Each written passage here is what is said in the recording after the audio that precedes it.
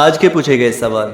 پہلا سوال ہے کہ مفتی صاحب مسئلہ یہ پوچھنا تھا، ایک جماعت ممبئی سے آئی ہے، اس کا رخ کسی ایک حلقے میں دے دیا گیا ہے اور وہ پورا حلقہ ایک مسجد میں 3 دن یا 4 دن ایسا کرے گی، تو کیا وہ نماز قصر کرے گی یا پوری پڑھے گی؟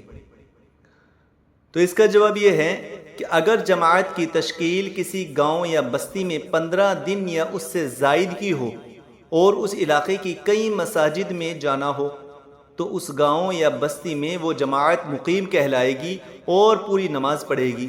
اور اگر کئی بستیوں میں تشکیل ہو اور ہر 3 دن بعد یا کچھ دن بعد بستی تبدیل کر کے دوسری بستی یا گاؤں میں جانا پڑتا ہو جس کا نام وغیرہ بھی الگ ہو اور مقامی حضرات کے یہاں بھی وہ بستی بالکل علیحدہ شمار ہوتی ہو، تو اس صورت میں چونکہ جماعت ایک مقام پر 15 دن سے کم ٹھہر رہی ہے، لہذا جماعت مسافر کہلائے گی اور اس صورت میں وہ قصر نماز پڑھے گی۔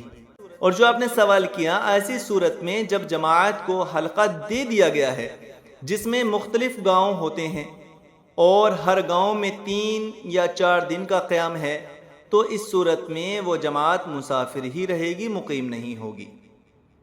دوسرا سوال یہ کیا گیا کہ ایک صاحب پوچھتے ہیں کہ مسئلہ یہ ہے کہ مسجد کے اندر محراب میں ایک سیسا لگا ہوا ہے اور اس میں مسجد نبوی اور کعبے کی تصویر ہے اور اس کے سامنے نماز پڑھتے ہیں، مقتدی اور امام صاحب کو اپنی تصویر نظر آتی ہے، وہ آئینہ ہے، کیا اس صورت میں نماز اس کے سامنے پڑھنا درست ہے؟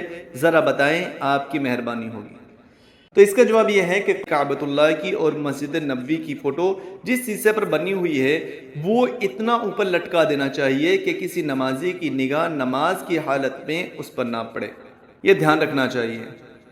اگلا سوال یہ کیا گیا کہ حضرت یہ معلوم کرنا ہے کہ قبرستان کے اندر گھاس بہت زیادہ ہے، کیا اس کا صفرہ کر سکتے ہیں گھاس کو ختم کرنے کے لیے؟ کیونکہ بعض لوگ منع کرتے ہیں اور کہتے ہیں کہ قبرستان کے اندر صفرہ نہیں کر سکتے، یعنی گھاس کو صاف نہیں کر سکتے، ختم نہیں کر سکتے۔ اس کا جواب ضرور بتائیں۔ تو اس کا جواب یہ ہے کہ قبرستان میں ہونے والی گھاس اگر تر و تازہ ہو اور قبر کے اوپر ہو تو اسے ختم کرنا مکروہ ہے، اس لیے کہ وہ ہری بھری جب تک رہتی ہے اللہ کی تسبیح اور تحمید کرتی رہتی ہے، جس سے قبر میں موجود میت کو انس ملتا ہے اور اس کے ذکر سے رحمت نازل ہوتی ہے۔ البتہ وہ گھاس اگر قبر کے اوپر ہو لیکن سوکھی ہو تو انہیں ختم کر سکتے ہیں۔ اسی طرح اگر وہ گھاس یا جھاڑیاں راستے میں ہوں اور گزرنے والوں کے لیے تکلیف کا باعث ہو تو ان کے ختم کرنے میں کوئی مذائقہ نہیں ہے، چاہے تازہ ہو یا سوکھی ہو۔ اور خاص طور سے دھیان رکھیں کہ قبروں کا احترام ملحوظ رکھتے ہوئے جس طرح مناسب ہو ختم کر سکتے ہیں۔ دوا کے ذریعے ختم کرنے کی گنجائش ہے، لیکن دوا احتیاط سے ڈالیں تاکہ قبر اور اس کے قریب کی گھاس متاثر نہ ہو۔ اللہ تبارک و تعالیٰ سمجھنے کی طاقت اور صلاحیت ہم سب کو عطا فرمائے۔ السلام علیکم ورحمۃ اللہ وبرکاتہ۔